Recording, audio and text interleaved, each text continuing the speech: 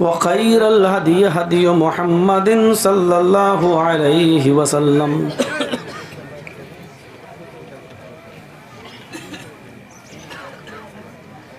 व शर्रुल उमूरि मुहदसातुहा व कुल्लु मुहदसतिन बिदअह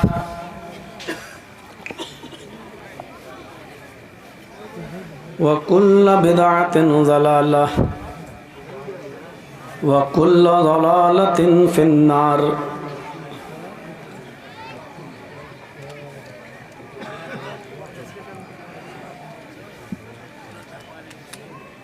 अऊज़ु बिल्लाहि मिनश शैतानिर रजीम। बिस्मिल्लाहिर रहमानिर रहीम।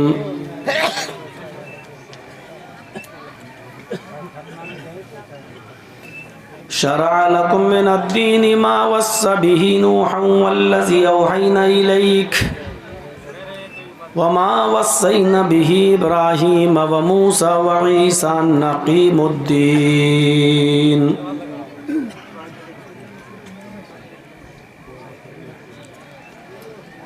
रब्बि इश्रह ली सदरी व यस्सिर ली अमरी वहलुल उक़दतम मिन लिसानी यफ़क़हू क़ौली।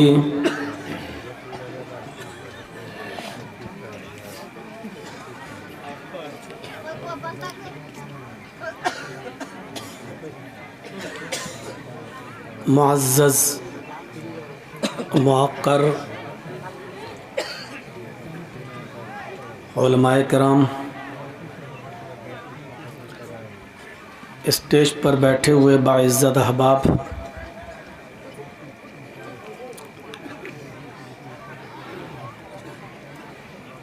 ज़िक्रा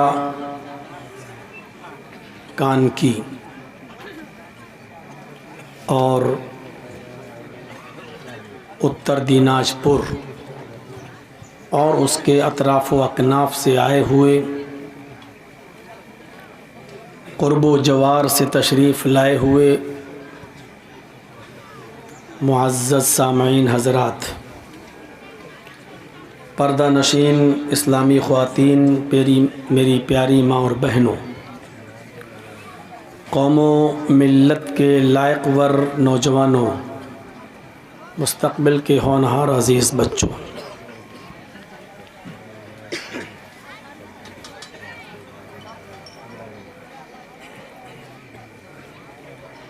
इस वक्त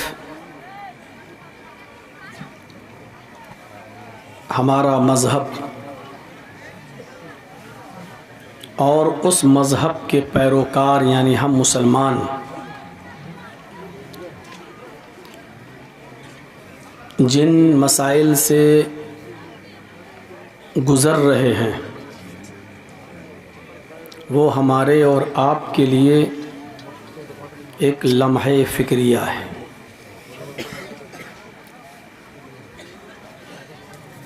कभी हमारा रौब व दबदबा अहले बातिल पर बहुत ज़्यादा हुआ करता था, आज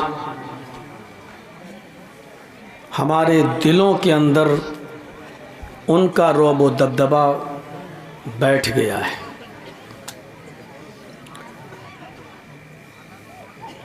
हर आने वाला दिन हमें डराता है, हमें झंझोड़ता है और हमें एहसास दिलाता है कि कल हमारे ख़िलाफ़ कोई नई प्लानिंग, कोई नए मंसूबे न बनाए जाएं। जब भी इंतखाब का और इलेक्शन का ज़माना आता है, हमारे नाम का इस्तेमाल किया जाता है और हमें इस मुल्क के अंदर रहने के बावजूद बुरी नज़र से देखा जाता है और इसी देशवासियों से हमें दूर करने की कोशिश की जाती है। ये सारी बातें अपनी जगह पर हैं। हमने अपना माजी भुला दिया है, हमने अपना पास्ट फरामोश कर दिया है, हमने अपने असलाफ की ज़िंदगी का मुताला नहीं किया है, और किया है तो उनके नक्शे कदम पर चलना हमने छोड़ दिया है। इसलिए ये दिन हमें देखना पड़ रहे हैं।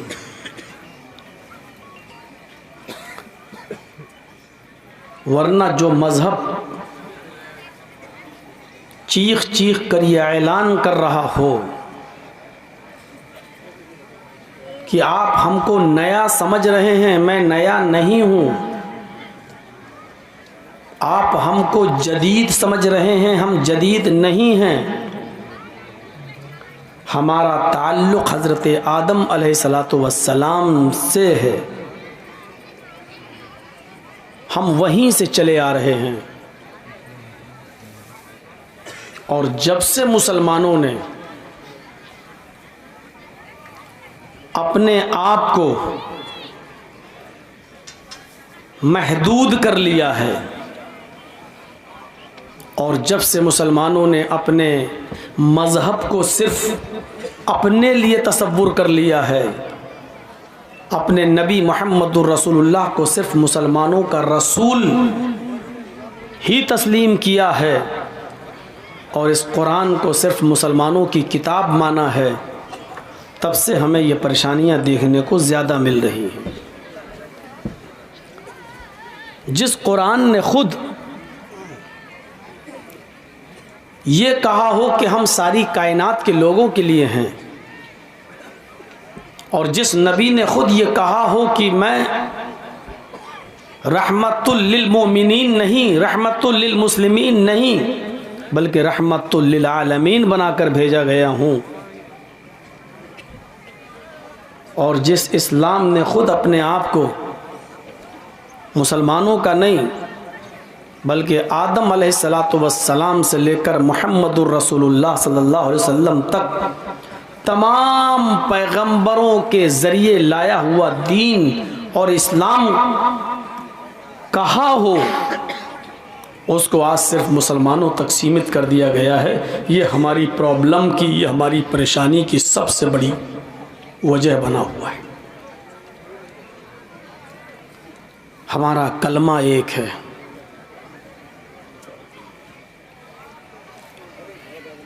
हमारे मंत्र, हमारी आयतें कुरान की तुम्हारी किताबों की पुष्टि कर रही हैं और उससे तालमेल खाती हैं। हमारे कुरान में जो बातें कही गई हैं वो आपकी किताबों के अंदर मिल रही हैं। फिर क्या वजह है कि हमें आप अपने से अलग कर रहे हैं?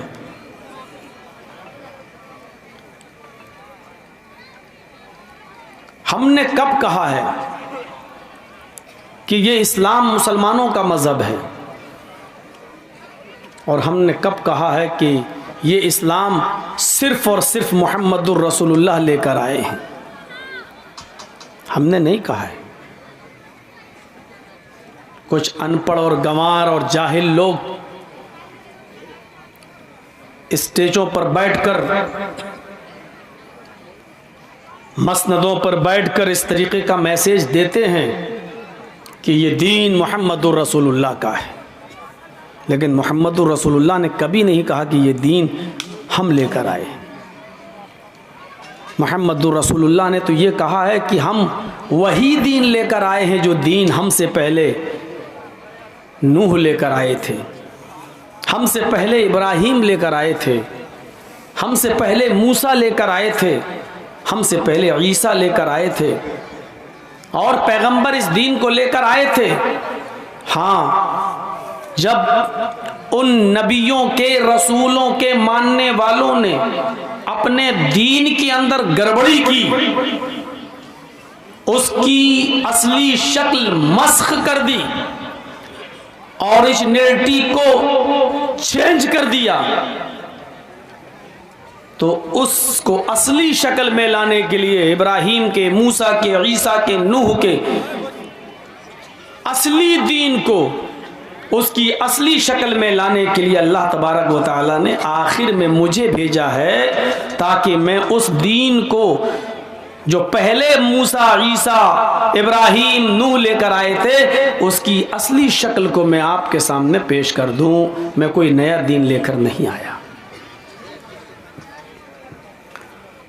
शरअ लकुम मिनद्दीनि मा वस्सा बिही नूहन वल्लज़ी औहैना इलैक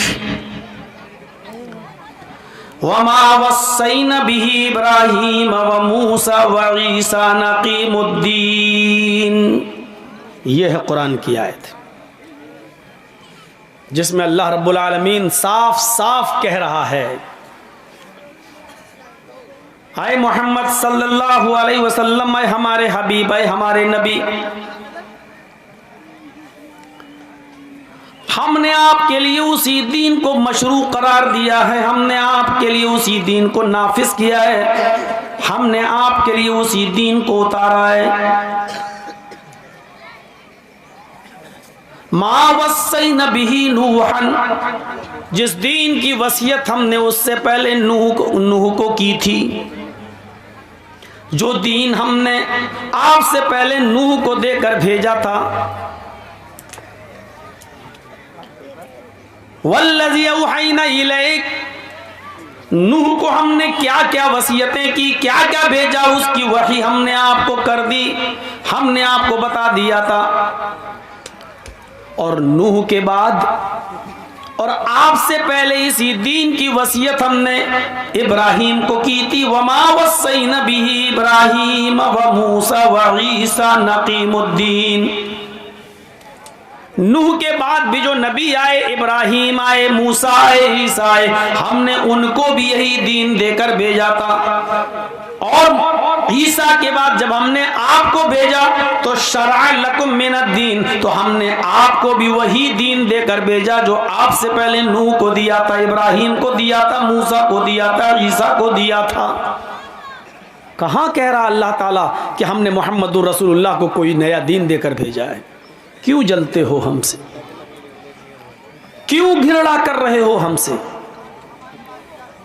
क्यों नफरतें कर रहे हो हमसे?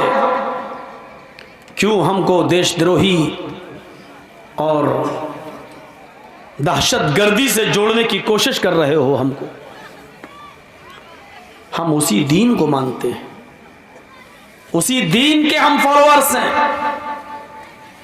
जो दीन आदम से लेकर ईसा तक जितने भी नबी हैं, जो इस दीन को लेकर आए। और इसीलिए सबका कलमा भी एक है, और इस कलमे की बुनियाद पर अल्लाह तबारक व तआला ने निमंत्रण दिया है, दावत दी है। सोचो, इत्तिहाद पैदा किया है। ईसाइयों, मत जलो तुम हमसे, यहूदियों, दुश्मनी मत करो तुम हमसे। हमारा और तुम्हारा मंत्र एक है, हमारा और तुम्हारा कलमा एक है।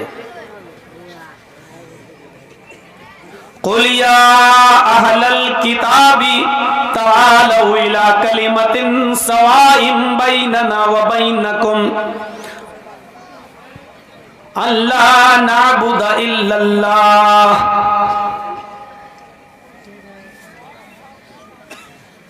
कुरान की आयत है। आए मोहम्मद सल्लल्लाहु अलैहि वसल्लम, आप ऐलान कर दीजिए, आप अनाउंसमेंट कर दीजिए, आप दुनिया वालों को बता दीजिए, आप यहूदियों से, ईसाइयों से कह दीजिए, जिनको हमने किताब देकर भेजा था, आसमानी किताब जिनको हमने दी थी, उन अहले किताब को आप बाखबर कर दीजिए, उनको बता दीजिए कुल, आए नबी कह दो, या अहलल किताब, आए अहले किताब, आए किताब वालो, आए जबूर वालो, आए इंजील वालो, आए तौरात वालो, आए यहूदियों, आए ईसाइयों,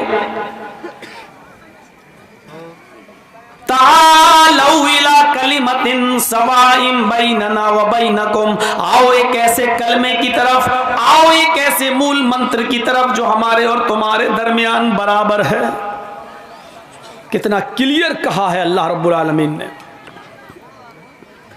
आए यहूदियों, आए ईसाइयों, आओ एक ऐसे कलमे की तरफ। मैं नहीं कहता हूं कि मोहम्मदुर रसूलुल्लाह के कलमे की तरफ आओ, उस कलमे की तरफ आओ जो तुम्हारा भी है और हमारा भी है, जिस कलमे की दावत तुम्हारे नबी ने भी दी है और हमारे नबी ने भी दी है। ईसा का भी वही कलमा था, नूह का भी वही कलमा था, मूसा का भी वही कलमा था और मोहम्मदुर रसूलुल्लाह का भी वही कलमा था।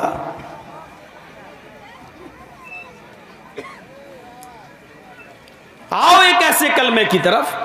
अगर हम ये कहें कि सारे कलमों को छोड़ दो, सारे कलमों को झुटला दो और मोहम्मद का कलमा पढ़ लो, तब तो आप ये कहोगे कि मौलाना साहब आप गलत बात कह रहे हैं, सबको इख्तियार है। हमारी किताब कुरान ये कह रही है, डंके की चोट पर कुरान ऐलान कर रहा है, हम तुम्हें कोई नया कलमे की तरफ नहीं बुला रहे हैं। वो कलमा तो तुम्हारा भी है, वो कलमा तो हमारा भी है। और यकीन मानिए, नूह अलैहिस्सलाम जब इस दुनिया में आए तो उनका कलमा यही था, ला इलाहा इल्लल्लाह नूह रसूलुल्लाह।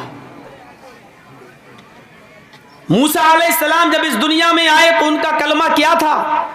ला इलाहा इल्लल्लाह मूसा रसूलुल्लाह। ईसा अलैहिस्सलाम जब इस दुनिया में आए तो कलमा क्या था?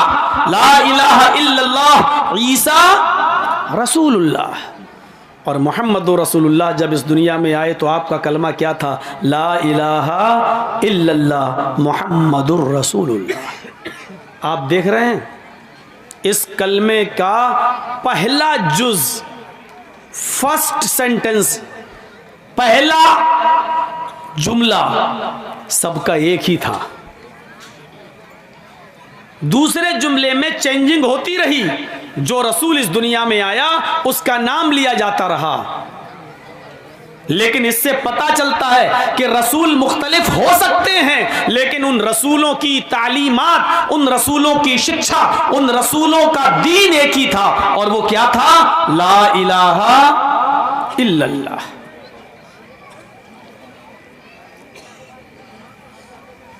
नहीं है कोई माबूद सिवाय अल्लाह के, ला इलाहा इल्लल्लाह, अल्लाह के अलावा कोई माबूद नहीं है। हिंदी में इसका तर्जमा यूं करेंगे, ईश्वर के अतिरिक्त कोई पूजा योग्य नहीं है। अल्लाह के अलावा कोई इबादत के लायक नहीं है। ये कलमा सबका था। ज़बानें बदलती गईं, लैंग्वेज में चेंजिंग आती गई, लेकिन किसी न किसी शक्ल में ये जुमले आज भी मौजूद हैं। बाइबल में अब यूं लिखा हुआ है, there is no God, there is no God, but God is only one. Old Testament में, तौरात में यही जुमला यूं लिखा हुआ है, God is only one, he is alone without second.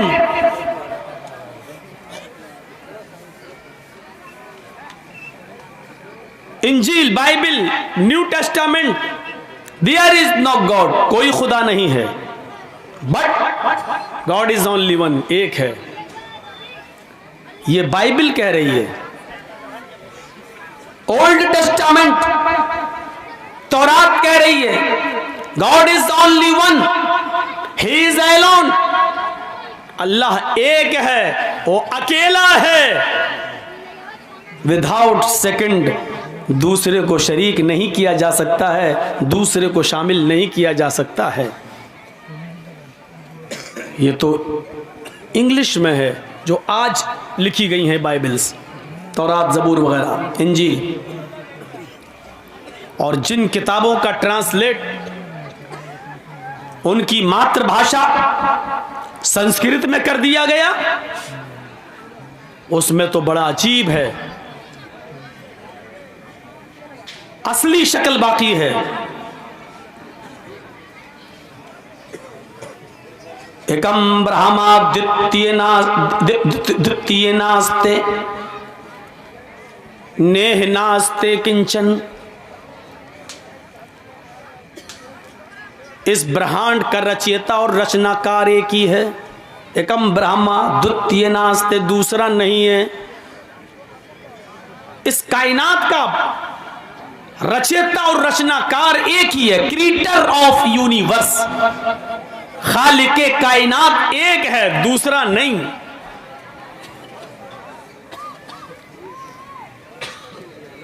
अहम ब्रह्मास्ति, अहम विष्णु अस्ति, अहम शिव अस्ति, अहम सूर्य अस्ति, अहम चंद्रास्ति।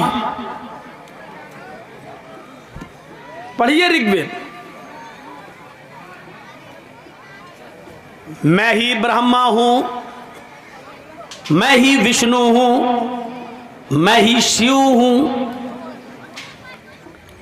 मैं ही सूर्य हूं और मैं ही चंद्रमा हूं। वैसे तो हिंदू धर्म के अंदर 33 करोड़ देवी देवता हैं। आजकल एक आदमी अपने 4-5 बच्चों को तो संभाल नहीं पा रहा है। 33 करोड़ जिसको कह दिया जाए देवी देवता, और सब पर आस्था रखना है, सब पर विश्वास रखना है, उनको कैसे संभालेगा। और मनुस्मृति बड़ी अजीबो गरीब किताब, वो कहती है कि 33 करोड़ देवी देवताओं पर विश्वास रखना ज़रूरी है और अपने जीवन में सभी को प्रसन्न करना, सभी को खुश करना ज़रूरी है, आवश्यक है। और ये भी कहा गया एक दिन में एक ही देवी या एक देवता प्रसन्न हो सकता है। बस एक दिन में आप सिर्फ एक को ही खुश कर सकते हैं, 2 को नहीं। और ये भी कहा गया कि अगर, और सबको करना है 33 करोड़ को। और ये भी कह दिया गया है कि अगर एक भी नाखुश रह गया, एक भी अगर आपसे नाराज रह गया, तो आपकी जिंदगी भर की तपस्या भंग। यहां से आप अंदाजा लगा सकते हैं और सोच सकते हैं। हिंदू भाइयों में 33 करोड़ हैं और मुसलमानों में अगर गिनती गिनोगे तो ये 34 करोड़ पहुंच जाएगी। हम छोटे बाप की औलाद थोड़ी, हम तो बड़े बाप के बेटे हैं। 33 करोड़ देवी देवता और हर एक को खुश करना है, और एक को एक दिन में एक ही को खुश करना है, और 33 करोड़ को खुश करना ज़रूरी है।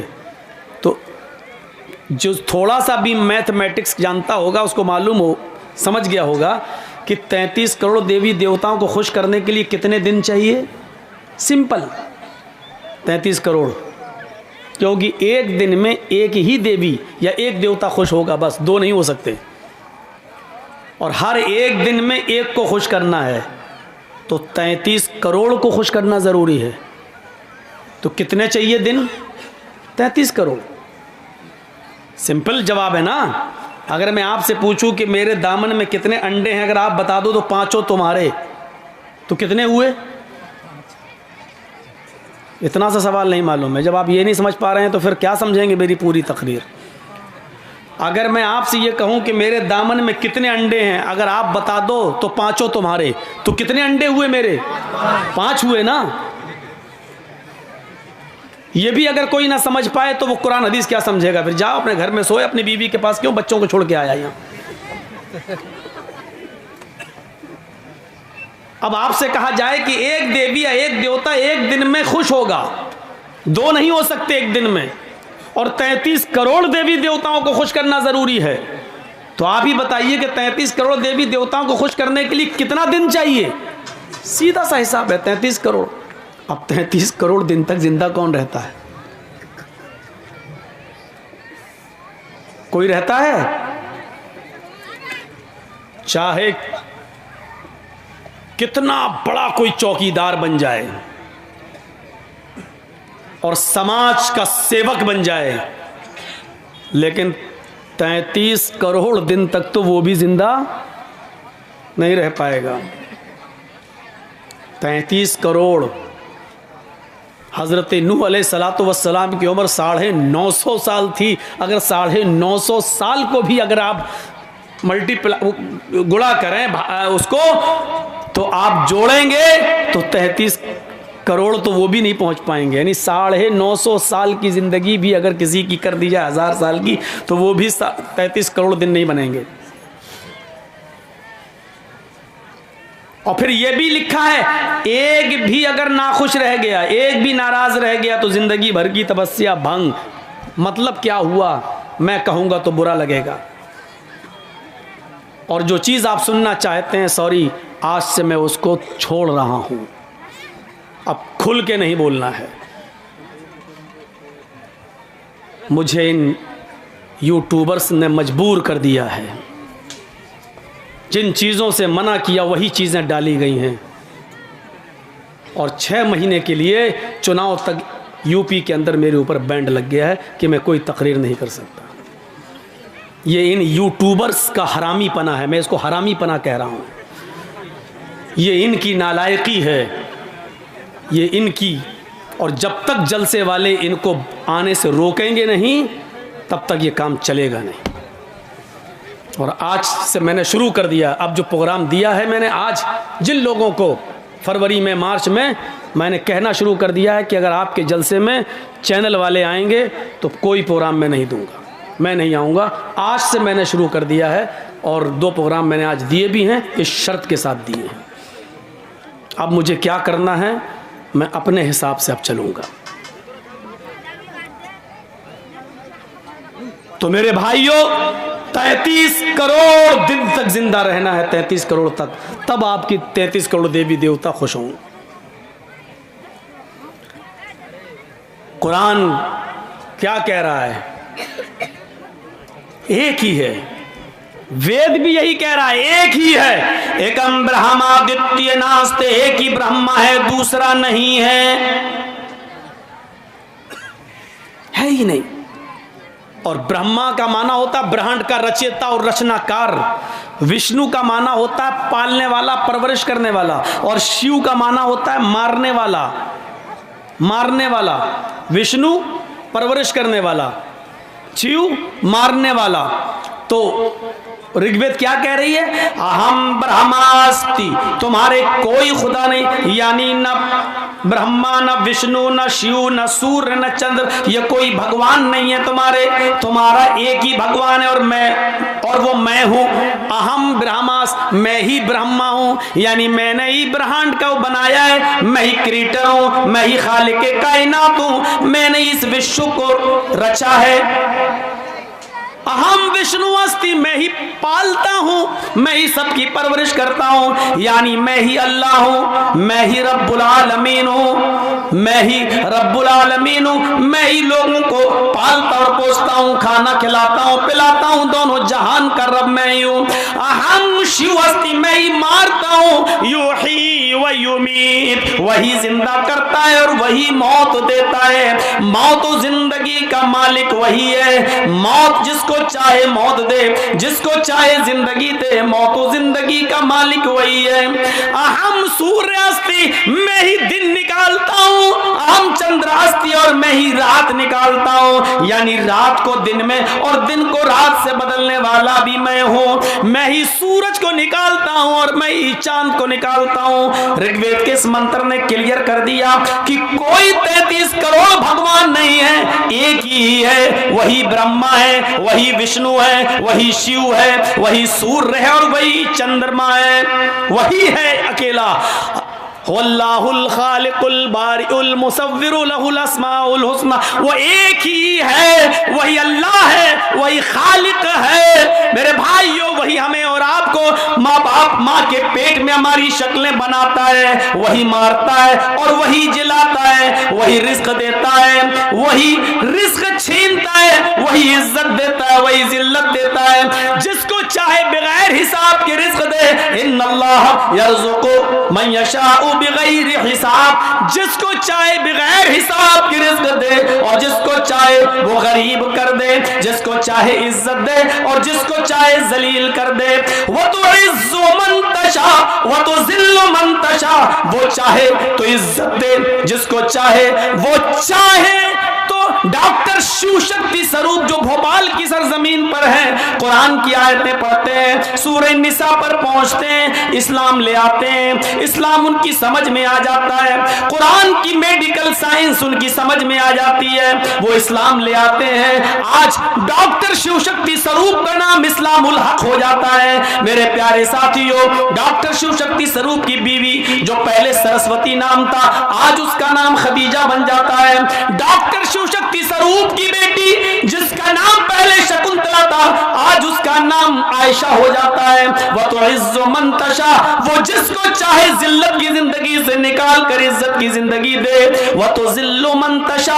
और वो जिसको चाहे इज्जत की जिंदगी से निकाल कर जलील कर दे। जैसे वजीम रिजवी, आज उसका नाम जितेंद्र नारायण त्यागी हो जाता है। मेरे भाइयों, ये अल्लाह ही है, वो जिसको चाहे इज्जत दे, जिसको चाहे जिल्लत दे। इज्जत और जिल्लत का मालिक अल्लाह है, हम और आप नहीं है। वो जिसको चाहे इज्जत दे, वो जिसको चाहे जलील कर दे, जिसको चाहे रुसवा कर दे, जिसको चाहे अंधेरे से निकाल कर रोशनी में लाए, उजाले में लाए, और जिसको चाहे उजाले से हटाकर अंधेरे में टामेटोया मारने के लिए और भटकने के लिए छोड़ दे। वो जिसको चाहे पूरे हिंदुस्तान के लोगों की इज्जत उसको अता फरमा दे, वो उसको अपने घर में पनाह देने लग जाएं। जैसे डॉक्टर शिव शक्ति स्वरूप आज पूरे भारत के मुसलमानों की आंख के तारे बन गए हैं। आज उनकी इज्जत है, उनको लोग अपना भाई समझने के लिए तैयार हैं। और जिसको चाहे ऐसा जलील कर दे कि सारे रिश्तेदारों की रिश्तेदारी छीन ले। जैसे कि जितेंद्र नारायण त्यागी, उसकी बीवी ने छोड़ा, उसके भाइयों ने छोड़ा, उसके माँ बाप ने छोड़ा, उसको अपने घर से बेदखल किया गया।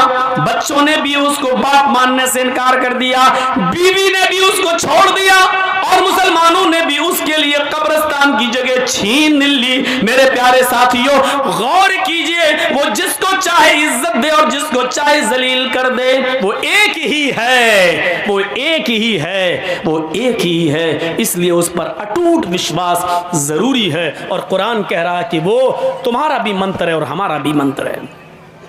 या अहलल किताबी तालौ इला कलिमतिन सवाइम बैनना व बैनकुम। आए अहले किताब, आए यहूद व नसारा, आओ एक ऐसे कलमे की तरफ जो हमारा और तुम्हारे दरमियान बराबर है। अल्लाह नअबुद इल्लल्लाह। और वो ये है कि हम एक अल्लाह के अलावा किसी की इबादत नहीं करेंगे।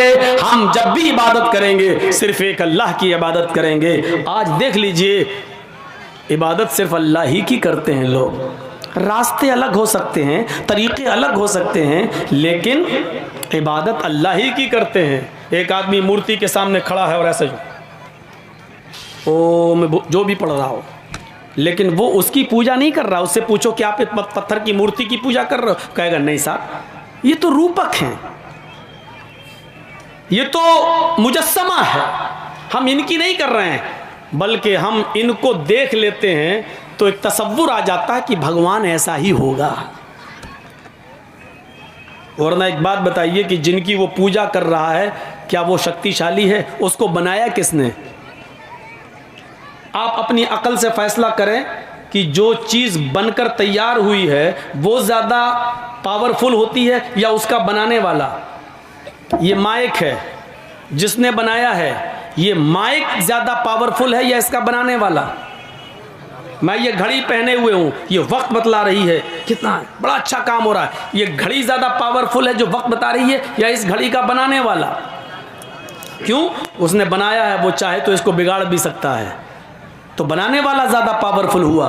तो पत्थर की जिन मूर्तियों की हम लोग पूजा करते हैं, तो इनको किसी ने तो बनाया ही है ना। तो आप बताइए कि पत्थर की वो मूर्तियां ज़्यादा पावरफुल हैं या उनका बनाने वाला? मान लीजिए गणेश जी की मूर्ति बना रहा था, आज हम उसके सामने हाथ जोड़ें, वो चाहता तो गणेश जी को लंगड़ा भी बना सकता था, लूला भी बना सकता था, अंधा भी बना सकता था, उनकी शक्ल बिगाड़ भी सकता था। गणेश जी की मूर्ति को, शंकर जी की मूर्ति को वो चाहता तो चेंज कर सकता था, बदल सकता था, उसके हाथ में था, लेकिन ऐसा नहीं किया।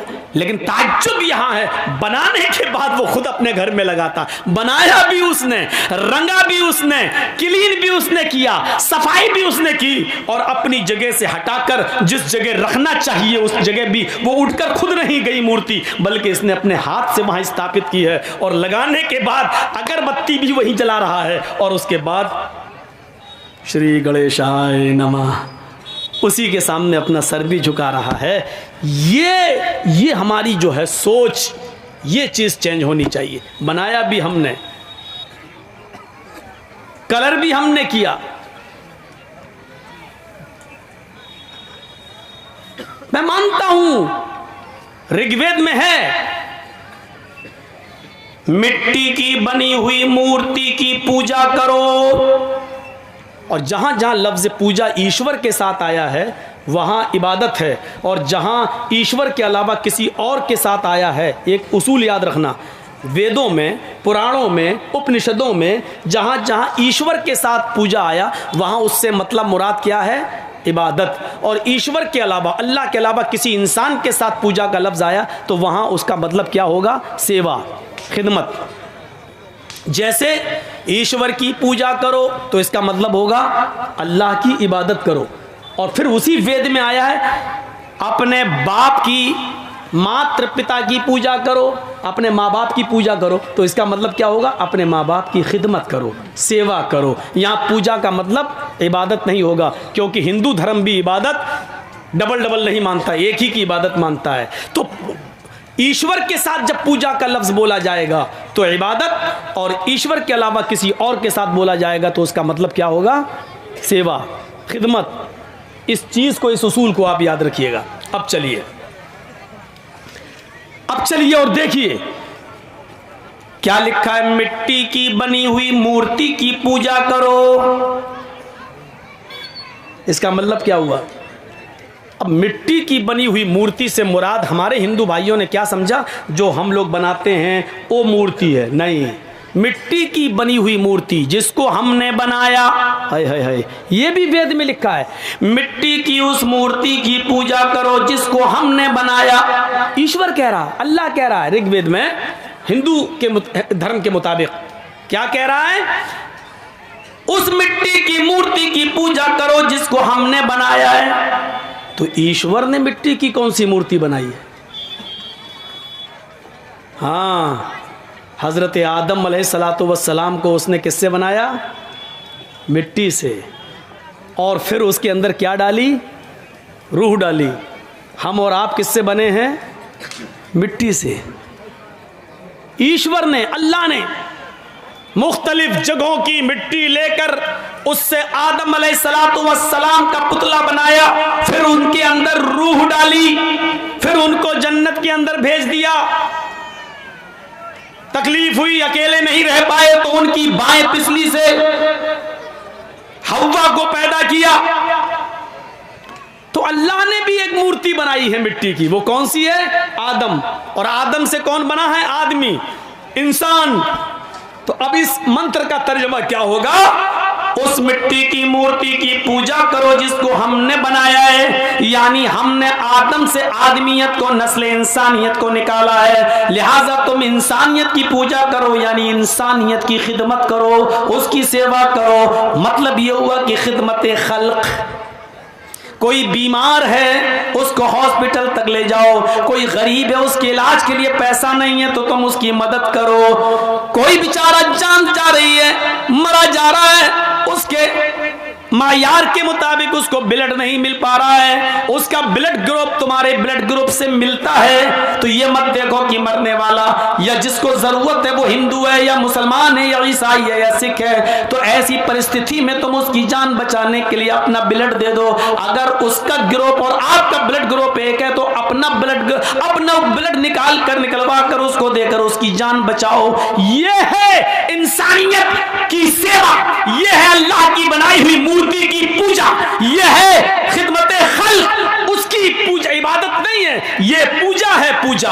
फरमाया अल्लाह रब्बुल आलमीन ने, हदीस कुदसी है, अल्लाह के नबी फरमाते हैं कि अल्लाह ने फरमाया। जिस हदीस में अल्लाह के नबी ये कहें कि अल्लाह ने फरमाया तो वो हदीस कुदसी कहलाती है। अल्लाह के नबी फरमाते हैं कि क़यामत के दिन अल्लाह कहेगा, आए मेरे बंदे, मैं दुनिया में भूखा था, तूने मुझे खाना क्यों नहीं खिलाया।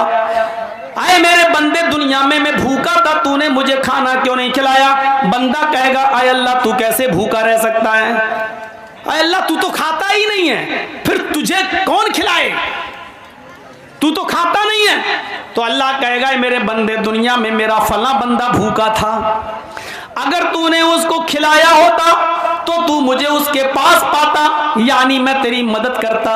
अगर तूने किसी भूखे को खिलाया होता तो मैं भी तेरी मदद करता। हाय मेरे बंदे, दुनिया में मैं नंगा था, तूने मुझे कपड़ा क्यों नहीं पहनाया। बंदा कहेगा, अल्लाह तू तो सबको कपड़े पहनाता है, तू कैसे नंगा हो सकता है। हाय अल्लाह तुझे कौन कपड़ा पहना सकता है। तो अल्लाह कहेगा, दुनिया में मेरा फला बंदा नंगा था, उसके पास पहनने को कपड़े नहीं थे, अगर तूने उसकी मदद की होती, उसको कपड़ा पहनाया होता तो तू मुझे उसके पास पाता, यानी मैं तेरी मदद करता। तूने दुनिया में उसकी मदद नहीं की, इसलिए हमने भी तेरी मदद नहीं की। आए मेरे बंदे, दुनिया में मेरा फला बंदा परेशान हाल था, अल्लाह कहेगा मैं दुनिया में परेशान था, गुमराही के रास्ते पे चल रहा था, मैं भटक रहा था, मैं गुमराह था, तूने मुझे रास्ता क्यों नहीं दिखाया।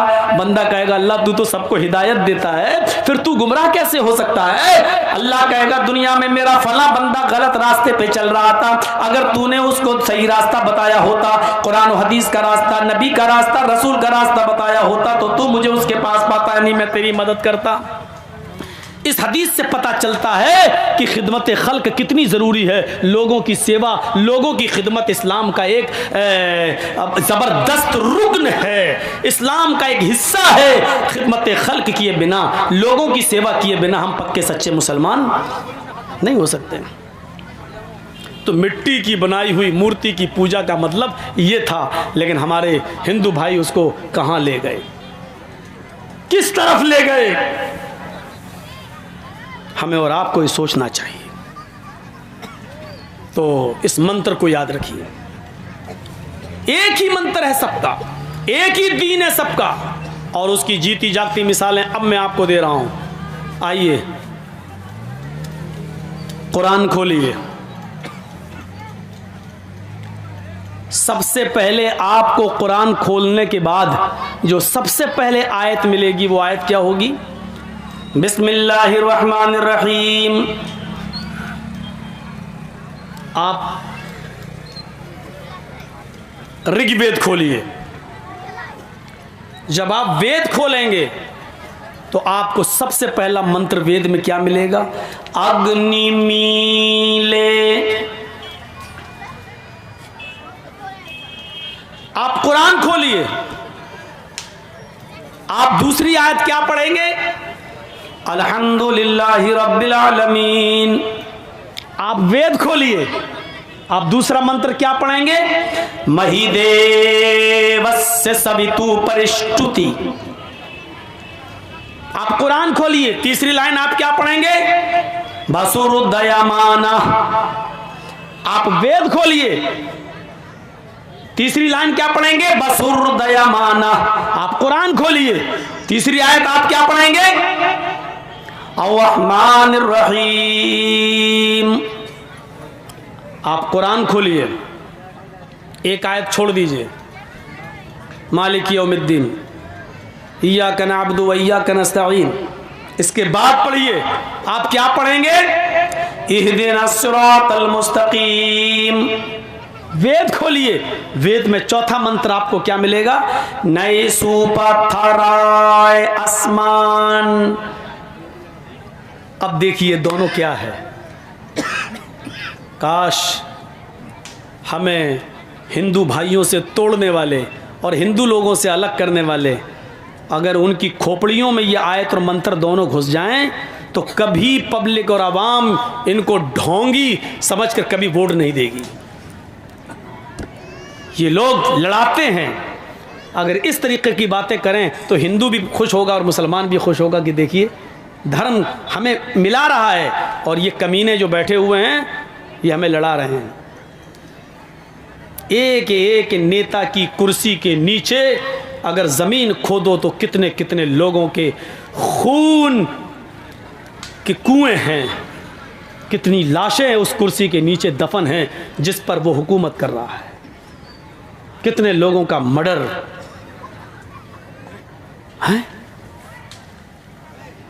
अग्नि मीले, कुरान की पहली आयत, अग्नि, वेद का पहला मंत्र अग्नि। अग्नि का मतलब सबसे आगे, सबसे पहले। अग्नि असल में क्या था? अग्रणी। अग्नि को मुख्तलिफ मराहिल से गुजार कर अग्रणी को अग्नि बनाया गया। अग्नि कहीं वेदों में अल्लाह को कहा गया, अग्नि कहीं वेदों में मोहम्मदुर रसूलुल्लाह को कहा गया, अग्नि कहीं वेदों में सूरज को कहा गया, अग्नि कहीं वेदों में चंद्र को भी कहा गया, चांद को भी कहा गया, अग्नि वेदों में किसी महान पुरुष को भी कहा गया, अग्नि वेदों में उस आग को भी कहा गया जिसमें चिता जलती है, जिसमें चिताएं जलती हैं, जिसमें चिताएं यानी लाशें जलाई जाती हैं, उसको भी अग्नि कहा गया है। अब जितना भी आदमी आगे से उठे उसको ज़बरदस्ती बिठा दो यहीं पर, किसी को आगे से निकलने मत देना। हम भूल जाते हैं, हमें डिस्टर्ब हो जाता है। अब देखो वो घुस रहा आगे बैठने के लिए, बहुत हंस रहे हैं, वो बन गए राजीव गांधी, दांत फाड़ दिए ही करके। अग्नि की असल है अग्रणी, और अग्रणी के मतलब सबसे आगे, सबसे अव्वल। मीले, प्रारंभ करता हूं, शुरू करता हूं। अब तर्जमा देखिए, अग्नि मीले, प्रारंभ करता हूं, शुरू करता हूं उसके नाम से जो सबसे पहले है, सबसे आगे है। ये वेद का पहला मंत्र है। और कुरान की पहली आयत क्या है? बिस्मिल्लाहिर्रहमानिर्रहीम, शुरू करता हूं अल्लाह के नाम से। बिस्मिल्लाह, शुरू करता हूं अल्लाह के नाम से। अब आप देख लीजिए कितनी तालमेल, देखिए कितना है, टेली करिए आप। दूसरा मंत्र देखिए क्या है वेद में? महिदेवस्य सवितु परिष्टुति, महान है हमारा वो देवता, महान है हमारा वो देवता। मही देवस्य, मही महान है, देवस्य हमारा वो देवता, सवितु जिसके लिए सारी की सारी, परिष्टुति तारीफें हैं, प्रशंसाएं। महान है हमारा वो देवता जिसके लिए सारी की सारी प्रशंसा, सारी की सारी तारीफ है, वो हमारा देवता महान है। हमारे यहाँ क्या कहा गया? अल्हम्दुलिल्लाहि रब्बिल आलमीन, तमाम तारीफें उस अल्लाह के लिए, सारी तारीफें उस अल्लाह के लिए जो दोनों जहान का रब है, जो दोनों जहान का पालने वाला है। मही देवस्य सवितु परिष्टुति, और इधर अल्हम्दुलिल्लाहि रब्बिल आलमीन। तीसरा मंत्र बसुरदयामाना, बसुरदयामाना, जो बड़ा दयालु है, बड़ा कृपालु है, उससे ज्यादा दयालु और कृपालु कोई नहीं है, जो उससे ज्यादा रहम दिल कोई नहीं है। और रहमानिर रहीम, कुरान की तीसरी आयत क्या कहती है? और रहमानिर रहीम, जो बड़ा ही मेहरबान, इंतहाई रहम करने वाला है। और रहमानिर रहीम, जो बड़ा ही मेहरबान, इंतहाई रहम करने वाला है। चौथा मंत्र, नए सुपथा राय आसमान, सुंदर पथ मानी रास्ता, राय मानी चलाना, आसमान मानी जिससे हमारा फायदा हो, हमारा लाभ हो। हाय प्रभु, हाय ईश्वर, सुपथा, सुंदर पथ पर, अच्छे रास्ते पर हमको चला ताकि हमारा फायदा हो। नए सूपा थारा आसमान, हाय प्रभु, हाय ईश्वर, हमको सत्य मार्ग पे, हमको सुंदर रास्ते पे चला जिससे हमारा फायदा हो। इहदीना सिरातल मुस्तकीम, हाय अल्लाह हमको सीधे रास्ते पर चला, हाय अल्लाह हमको सिराते मुस्तकीम पे चला, हमको सीधे रास्ते पे चलने की हिदायत दे, हाय अल्लाह हमारी रहनुमाई फरमा और हमको सत्य मार्ग पर सीधे रास्ते पे चलने की तौफीक दे। मेरे भाइयों, गौर करो, इन मंत्रों को देखो और कुरान की आयतों को देखो, कहां से आपको ऐसा लग रहा है कि, इसीलिए मैंने कहा सबका धर्म एक था। जब तब्दीली आई, चेंजिंग हुई, गड़बड़ियां पैदा हुई, तो अल्लाह ताला ने मोहम्मद रसूलुल्लाह को नया दीन देकर नहीं भेजा, उन गड़बड़ियों को दूर करने के लिए और उन खुराफातों को जो किताबों में आ गई थी और जो समाज में पनप गई थी, उन खुराफातों को हटाने के लिए भेजा था। दीन तो सबका एक था। हजरत मूसा भी नमाज पढ़ा करते थे, कहा करते थे औसानी बिस्सलाह, मुझे नमाज का हुक्म दिया गया है। हजरत इब्राहिम के ऊपर भी नमाज फर्ज थी, कहा करते थे इन्ना सलाती व नुसुकी व महयाया व ममाती लिल्लाहि रब्बिल आलमीन, अल्लाह मेरी नमाज, अल्लाह मेरी कुर्बानी, अल्लाह मेरी मौत, अल्लाह मेरी जिंदगी, ये सब तेरे लिए, अल्लाह रब्बुल आलमीन के लिए है। देखिए सारे नबियों पर नमाज भी फर्ज थी, इब्राहिम पर भी थी, मूसा पर भी थी, ईसा पर भी थी, सारे नबियों पर नमाज फर्ज थी। तो मोहम्मद रसूलुल्लाह सल्लल्लाहु अलैहि वसल्लम पर भी नमाज फर्ज कर दी गई है और नबी के जरिए उम्मत इस्लामिया पर भी नमाज दी गई है। हिंदू धर्म को नमाज से कैसे दूर किया जाए, जबकि हिंदू धर्म के अंदर भी कोई ना कोई नबी आया है, कोई ना कोई पैगंबर जरूर आया है। अल्लाह कहता हमने हर कौम के अंदर एक नबी भेजा है, वलिकुल्लि कौमिन हाद, हमने हर कौम के अंदर एक डराने वाला भेजा है। हर कौम में एक नबी है, एक रसूल आया है। जाहिर है हिंदू भाइयों में भी कोई नबी जरूर आया और जब आया है तो उस नबी पर भी नमाज फर्ज थी और उसने हिंदू भाइयों को भी नमाज की निमंत्रण दावत जरूर दिया। इसीलिए हिंदू धर्म के अंदर भी नमाज का सबूत मिलता है। श्रीमद् भागवत गीता का अध्याय 6 और मंत्र नंबर 10 पूरा का पूरा नमाज से भरा हुआ है। योगी उज्जीत सतत महात्मानम रास स्थिता एकाकी अच्युतात्मा निराशीर परिग्रह। जब ईश्वर की पूजा करो तो पूरे शरीर का योग कर लो, पूरे शरीर की एक्सरसाइज कर लो, उठो भी, बैठो भी, साष्टांग भी करो यानी सजदा भी करो, 8 अंगों को धरती पर भी रखो और ईश्वर को प्रसन्न करो। पंचम समया कर्तव्य, और ये पूजा 5 वक्त 5 टाइम की जाएगी। मृगचरम, और ये पूजा पाक जमीन पर पवित्र धरती पर करो और अगर पाक जमीन ना मिले यानी जमीन नापाक हो या जमीन पाक ना हो तो मृगचरम, मृग मानी हिरन और चरम मानी चमड़ा, हिरन का चमड़ा यानी हिरन की खाल को जाए नमाज बनाकर जमीन पर बिछा लो और उसके ऊपर तुम ईश्वर की पूजा करो, उस पर इबादत करो और इबादत भी पूरे शरीर की करो। देखिए अल्लाह, ये पूरे शरीर, हाथ की इबादत, हाथ की एक्सरसाइज, अल्लाह अकबर, रुकू कर रहे हैं आप, ये कमर की एक्सरसाइज, रीढ़ की हड्डी बिल्कुल सीधी होनी चाहिए, कमर ऐसी होनी चाहिए रुकू में, कौवे की चोंचे मत मारो नमाज पढ़ते वक्त। बहुत से लोगों को आपने देखा होगा, अल्लाह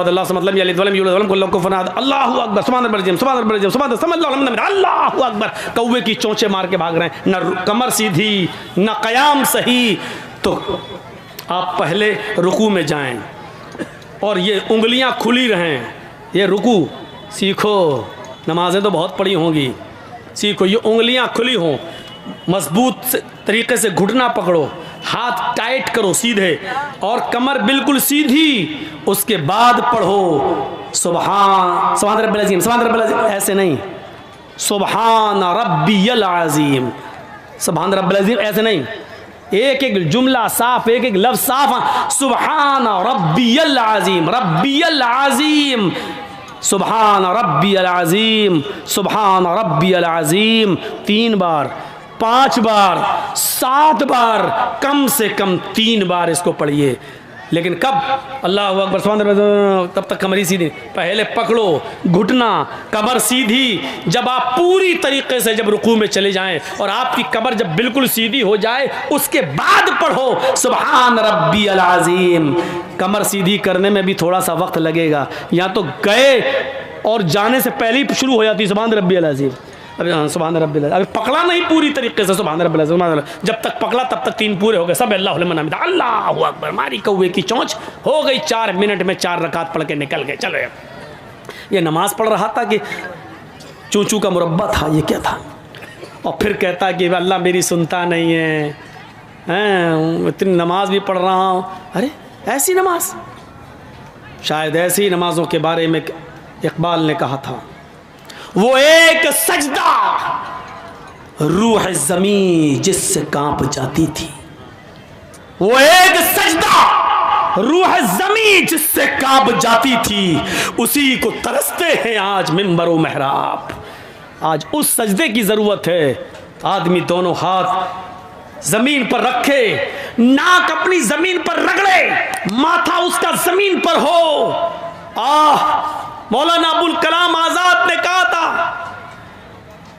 कहां चली गई तुम्हारी वो नमाजें, तुम्हारे वो सजदे कि जब तुम सजदे में अपना सर रखते थे और बारिशें न हुआ करती थी, कहत पड़ा होता था, तुम मस्जिदों में नमाज के लिए जाते थे अल्लाह से दुआ मांगने के लिए कि अल्लाह बारिश नहीं हो रही है, लोग भूखे मर रहे हैं, फसलें तबाह हो जाएंगी।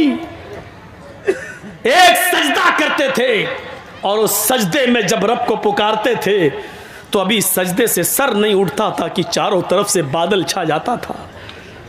और जब तक तुम नमाज पढ़ के सलाम फेरते थे आसमान से मूसलाधार बारिश होने लगती थी। कहां चली गई वो तुम्हारी नमाजें, कहां चली गई तुम्हारी वो इबादतें? आज तुम सजदे में जाते हो, कहते हो अल्लाह मेरा हाल देख, ऊपर से आवाज आती है बंदे अपना नामे आमाल देख। एक हमारी भी नमाजें हैं, इधर भी सजदा, अल्लाह से भी मदद, गैरों के सामने भी दामन फैले हुए। कहां से सदा सुने? जो मैं सर बसजदा हुआ जमीन पर तो आसमां से आने लगी ये निदा। जो मैं सर बसजदा हुआ जमीन पर तो आसमां से आने लगी ये निदा। तेरा दिल तो है सनमाशना, तुझे क्या मिलेगा नमाज में? और मेरे बंदे तुझे नमाज में क्या मिलेगा? तेरा दिल लगा ही नहीं है, तूने रब को माबूद समझा ही नहीं है, तूने अल्लाह को मुश्किल कुशा जाना ही नहीं है, तूने रब को हाजत रवा माना ही नहीं है। नमाज इसलिए पढ़ रहा है कि तेरे बाप दादा पढ़ते आए हैं। अरे नमाज तो सारी मुश्किलों का हल था। नमाज के लिए तो हुक्म है, नमाज के लिए तो ये हुक्म है कि आए मेरे बंदो सब्र में, सब्र और नमाज के जरिए तुम अल्लाह से मदद मांगो। या अय्युहल्लज़ीना आमनुस्तईनु बिस्सब्री वस्सलाह, सब्र और नमाज के जरिए तुम अल्लाह की मदद हासिल करो, अल्लाह से मदद तलब करो। इन्नल्लाह मअस्साबिरीन, अल्लाह सब्र करने वालों के साथ है। चलिए आज तुमसे एक सवाल करता हूं और देखता हूं कि कितने लोग गौर से सुन रहे हैं मेरी बात। अल्लाह ताला ने यहाँ 2 चीज़ें पेश की हैं, या अय्युहल्लज़ीना आमनुस्तईनु बिस्सब्री वस्सलाह। क्या कहा? सब्र के ज़रिए और नमाज के ज़रिए अल्लाह से मदद मांगो। कितनी चीज़ें बताई? 2। तो कहना क्या चाहिए था? अल्लाह ताला इन्नल्लाह मअस्साबिरीन वल मुसल्लीन, अल्लाह ताला सब्र करने वालों के साथ और नमाज पढ़ने वालों के साथ है। दोनों बातें जब कहीं तो दोनों के साथ होना चाहिए ना। लेकिन अल्लाह ने क्या कहा? इन्नल्लाह मअस्साबिरीन। मदद कह रहा अल्लाह सब्र और नमाज के जरिए मांगो, लेकिन आगे कह क्या रहा है? अल्लाह सब्र करने वालों के साथ है। ये नहीं कहा उसने कि नमाज पढ़ने वालों के साथ है। कभी सोचा क्यों? और कभी आपने मौलाना लोगों से सवाल किया कि यहां 2 चीजें बताई अल्लाह ने कि सब्र और नमाज के जरिए मदद मांगो, तो आगे ये क्यों कहा कि सब्र करने वालों के साथ अल्लाह है? ये क्यों नहीं कहा कि सब्र करने वाले और नमाज पढ़ने वालों के साथ अल्लाह है? अच्छा एक बात बताइए, नमाज सबसे बड़ी इबादत है। इबादतों में तौहीद के बाद, कलमे के इकरार के बाद सबसे बड़ी इबादत क्या है? नमाज। तो नमाज का लफ्ज़ पहले आना चाहिए नमाज का लफ्ज़ पहले आना चाहिए, लेकिन आ क्या रहा पहले? या अय्युहल्लज़ीना आमनुस्तईनु बिस्सब्री वस्सलाह। पहले सब्र आ रहा है, बाद में सलात आ रहा है। यानी पहले सब्र और बाद में नमाज, इन दोनों के जरिए अल्लाह से मदद मांगो। पहले नमाज आना चाहिए, लेकिन पहले सब्र आ रहा है। क्यों? मैं समझता हूं कि शायद ये तकरीर मैंने कहीं ना की हो, ये जुमले मैंने अभी तक कहीं नहीं बोले हूं। तो सुनो, नमाज पढ़ना बहुत आसान है, सब्र करना आसान नहीं है। यहां मुश्किल चीज़ को अल्लाह ने पहले पेश किया है। अजान की आवाज़ आ रही है, अल्लाहु अकबर अल्लाहु अकबर। इमाम पहुंच गया, मुअज्जिन हय्या अलस्सला, आओ नमाज की तरफ। हम वुज़ू बनाकर नमाज के लिए जा रहे हैं, अभी मस्जिद में पहुंचे नहीं कि किसी ने रास्ता रोक कर कह दिया, आपका बेटा बहुत सीरियस है, आपकी माँ बहुत सीरियस है, तड़पड़ा रही है। मेरे भाइयों, यकीन मानिए कि ऐसे मौके पर इंसान का सब्र का पैमाना लबरेज हो जाएगा अपना बेटे का जब बीमारी का नाम सुनेगा। हो सकता है कि फिर वो मस्जिद के दरवाजे तक भी न जाए और वहीं से पलटी मार दे कि नमाज तो मैं बाद में भी पढ़ लूँगा, कज़ा भी हो जाएगी। लेकिन बेटे को वक्त से पहले हॉस्पिटल पहुंचाना ज़रूरी है, कहीं ऐसा ना हो कि हॉस्पिटल ले जाते हुए देर हो जाए और डॉक्टर ये कह दें कि तुमने 10 मिनट देर कर दी, अगर 10 मिनट पहले लाए होते तो मैं बच्चे को बचा लेता। मेरे भाइयों, ऐसे मौके पर इंसान पर सब्र नहीं होता है। सब्र करना बहुत मुश्किल काम है। इसलिए अल्लाह ताला ने कहा, नमाज तो तुम पढ़ ही लोगे, नमाज तो पढ़ना बहुत आसान काम है, लेकिन बेटे की बीमारी, माँ की और बाप की बीमारी सोच सुनकर तुम पे सब्र नहीं